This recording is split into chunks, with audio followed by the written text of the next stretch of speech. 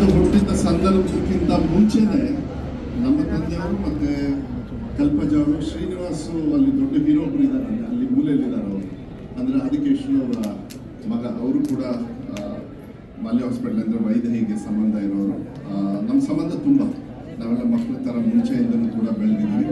ಕಲ್ಪಜ ಅವರೆಲ್ಲ ಅವರು ಪಾಪ ಎಲ್ಲ ಓದಿ ಭಾಳ ಸಂತೋಷ ಏನು ಅಂದರೆ ಆದಿಕೇಶನ್ ಅವರಿಗೆ ಸೇವೆ ಮಾಡ್ತಕ್ಕಂಥ ಗುಣ ಇತ್ತು, ಅದು ಮಕ್ಕಳಲ್ಲೂ ಇದೆ. ಅದಕ್ಕೆ ನಾನು ಭಾಳ ಧನ್ಯವಾದಗಳನ್ನು ನಾನು ಹೇಳ್ತೀನಿ. I congratulate and you have to give it back to the society. That's what Shivanna is doing.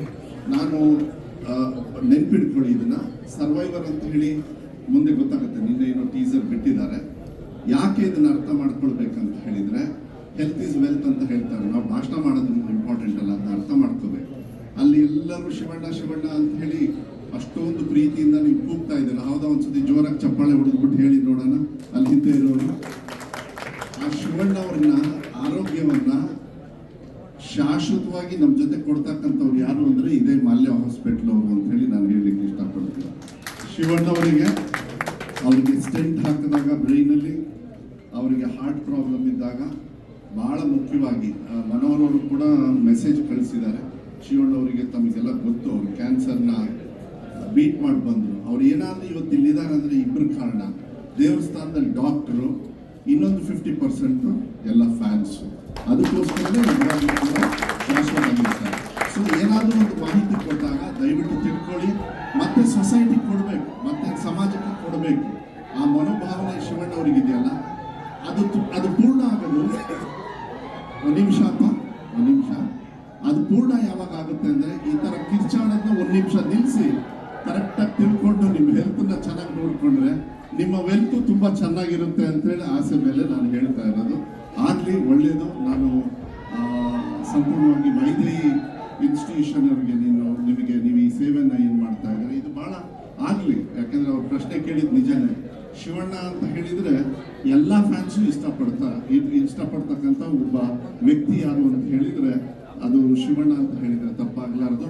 So ಇದು ಒಳ್ಳೆ ಕಾರ್ಯಕ್ರಮ, ಒಳ್ಳೇದಾಗಲಿ, ಎಲ್ಲರಿಗೂ ಸಹಾಯ ಆಗಲಿ, ಇಷ್ಟು ಹೇಳಲಿಕ್ಕೆ ಇಷ್ಟಪಡ್ತೀನಿ. ಬಟ್ ಸರ್ವೈವರ್ ನೋಡಬೇಕು ನೀವೆಲ್ಲರೂ ಕೂಡ. ಮುಂದಿನ ದಿನಗಳಲ್ಲಿ ಆದಷ್ಟು ಬೇಗ ಯಾವಾಗ ಗೀತಕ್ಕವರು, ಶಿವಣ್ಣ ಅವರೆಲ್ಲರೂ ಕೂಡ ಸಾರ್ವಜನಿಕರಿಗೆ ಅದನ್ನ ತೋರಿಸ್ತಕ್ಕಂಥದ್ದು, ಅಲ್ಲಿ ನಿಮಗೆ ಅರ್ಥ ಆಗುತ್ತೆ ಏನು ಜೀವನ ಅಂದರೆ ಏನು, ಆ ಕ್ಷಣ ಅಂದರೆ ಏನು, ಆ ಸೆಕೆಂಡ್ ಅಂದರೆ ಏನು, ಆ ಮಿನಿಟ್ ಅಂದರೆ ಏನು ಅಂತ ಹೇಳಿ.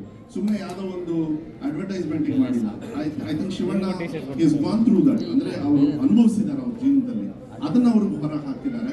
ಅದು ಬೇರೆಯವರು ಅನುಭವಿಸ್ಬಾರ್ದು. ಅದನ್ನು ಅವರ ಅನುಭವವನ್ನು ಅವ್ರ ಹೆಲ್ತಿಗೆ ಅವರು ಚೆನ್ನಾಗಿ ಇಟ್ಕೊಳ್ಳಿ ಅಂತಕ್ಕಂಥದ್ದು ಹೇಳಿ ಚೆನ್ನಾಗಿ ಮಾಡಿ ಎಲ್ಲರಿಗೂ ಕೊಟ್ಬಿಡಿ. ಇದನ್ನು ಎಲ್ಲರೂ ಹೋಗಿ 25% ನೀವು ಇನ್ನೂ ಏನು ಜಾಸ್ತಿ ಕೊಡ್ತಿರೋ ಕೊಡಿ, ನಿಮ್ಮ ಶಕ್ತಿ ಇರೋಷ್ಟು ಕೊಡಿ, ಮತ್ತೆ ದೇವರು ನಿಮಗೆ ಜಾಸ್ತಿ ಕೊಡ್ತಾನೆ ಅಂತ ಹೇಳಿ ವೈದ್ಯವ್ರಿಗೆ ಹೇಳಿ. ನಾನು ಡಾಕ್ಟರ್ ವಿ ಕೆ ಶ್ರೀನಿವಾಸ್ ಅವರು, ನಮ್ಮ ತಂದೆ ತಾಯಿಯವರು, ಮತ್ತು ಡಾಕ್ಟರ್ ರಾಜ್ಕುಮಾರ್ ಅವರು ಕೂಡ ನೆನ್ಪಿಟ್ಕೊಳ್ಳಿ. ಡಾಕ್ಟರ್ ರಾಜ್ಕುಮಾರ್ ಅವರು, ಅಪ್ಪಾಜಿಯವರು ಕಾಡಿಗೆ ಹೋಗಿ ಬಂದ್ರಲ್ಲ, ಬಂದಾದ್ಮೇಲೆ ಒಂದು ಹಾಸ್ಪಿಟ್ಲಿಗೆ ಹೋಗ್ತಾರೆ. ಅದು ಯಾವುದು ಅಂದರೆ ಮಾಲ್ಯ ಹಾಸ್ಪಿಟ್ಲು.